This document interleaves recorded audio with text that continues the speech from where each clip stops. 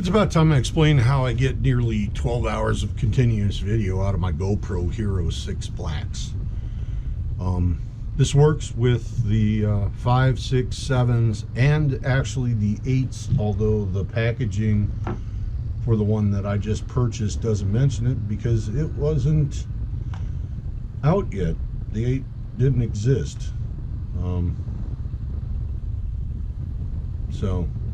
But the advertisement said, and the 2018 GoPro. So it's kind of funny. Now, a bit of background. When I was riding, I always wanted a camera on to protect myself from people that lie about what happened during an accident or misremember what happened during an accident, to be more polite. We all know eyewitnesses are horrible at being eyewitnesses. Typically, I don't get into accidents, knock on wood.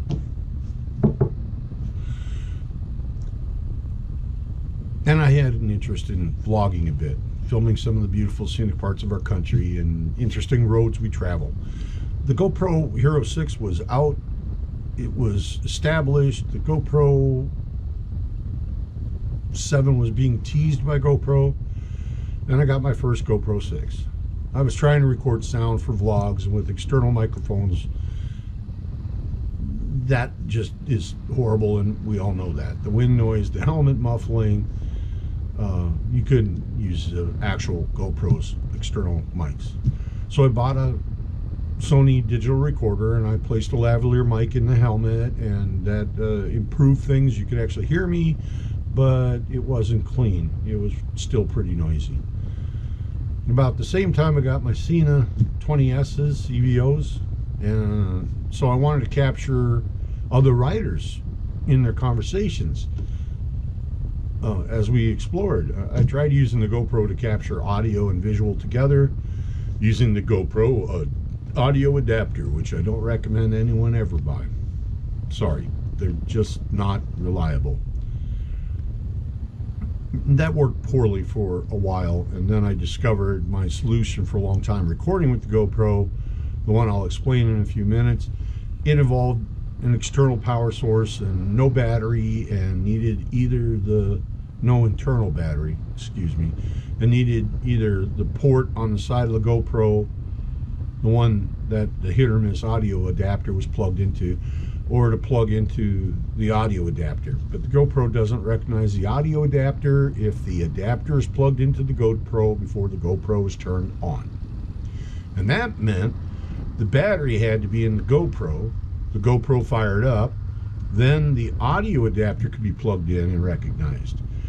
Then the internal, then you had to hook up the external battery to the audio adapter and then remove the battery from the inside of the GoPro, and then put the GoPro into the case, which meant the case had to be cut to allow the audio adapter cable to pass through.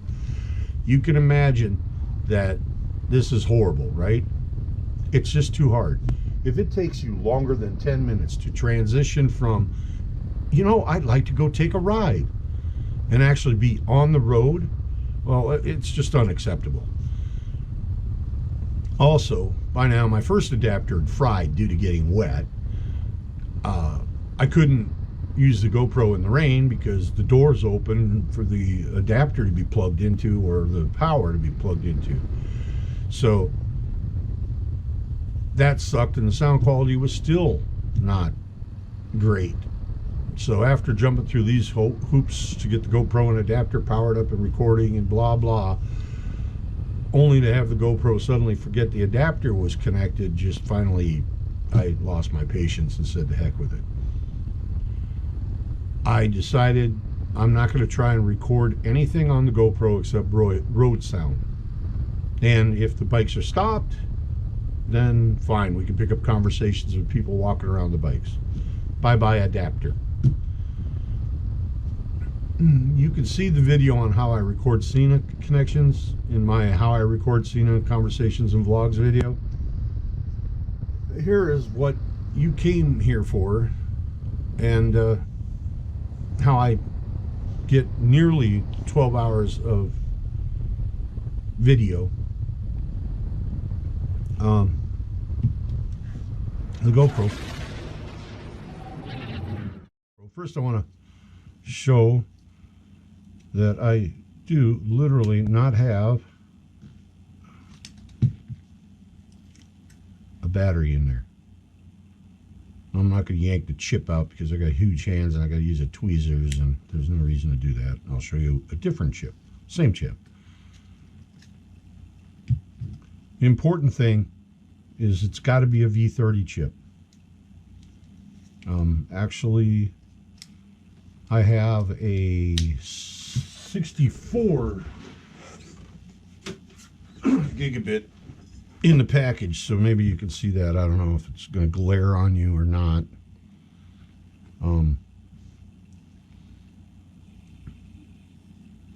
It's 160 that's the important thing, and that V30. V30 is very important. So I use the SanDisk external extreme.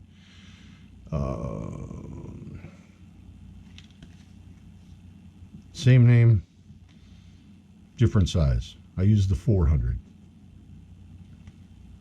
So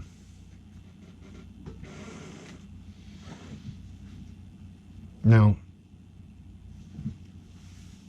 to keep it fairly watertight, I'm using these. This is the cable I was talking about. That it says Hero 7, but actually it works on Hero 8s. Does not work on 9 or 10. The door's the wrong shape.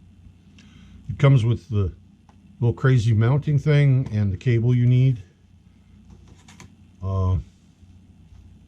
This is another one of those cables, but it's not the 66-inch one. It's just a normal one. You see the end there. So that goes in here, and it's rubberized.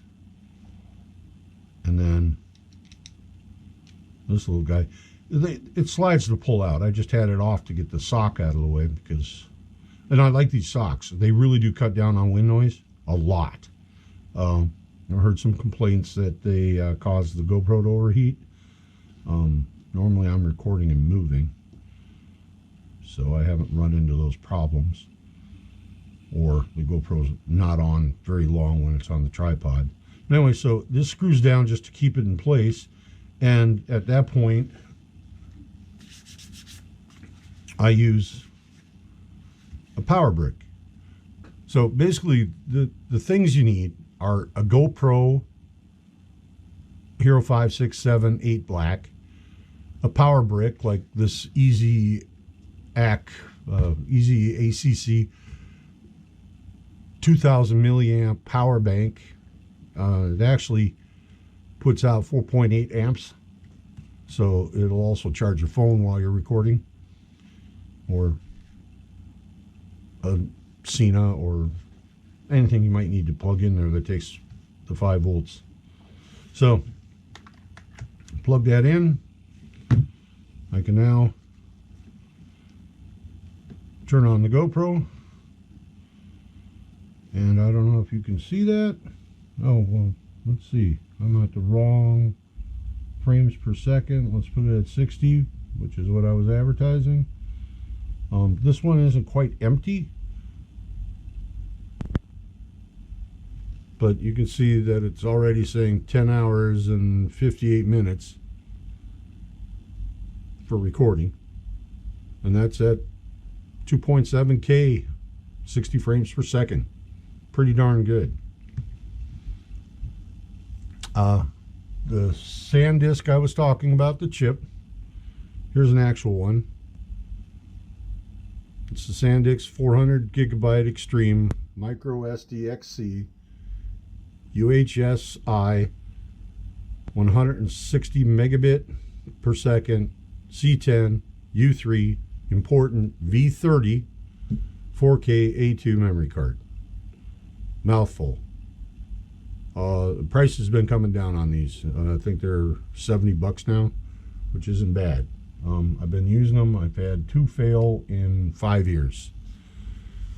So, and then they didn't fail. They just started not having all of the memory available. The power cable that I mentioned, you've got, it's a 3BR Powersports LLC X tilde power PWR-H5 all-weather external power kit for GoPro. I use a 48-inch cable.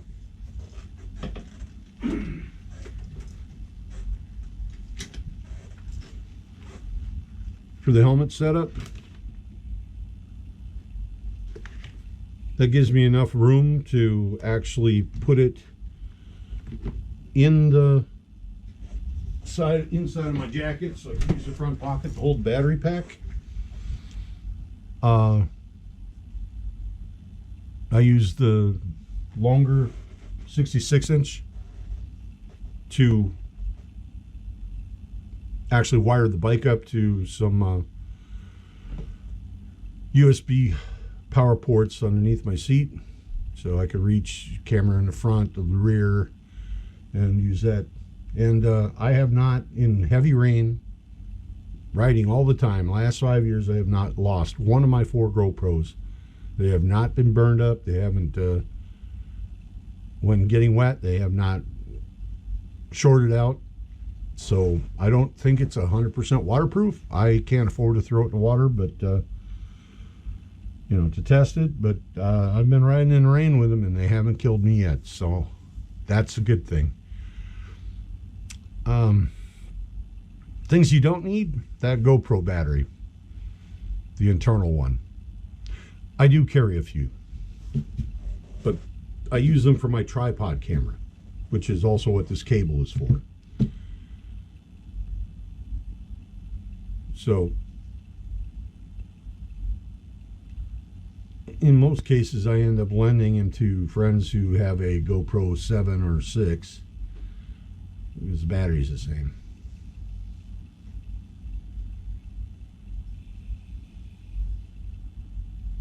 And that's how I do it. My shoei looks cleaner because I don't have that cable running up on the helmet. It just comes off the GoPro here, and then right now I've got it wrapped around the... So that's a lot cleaner.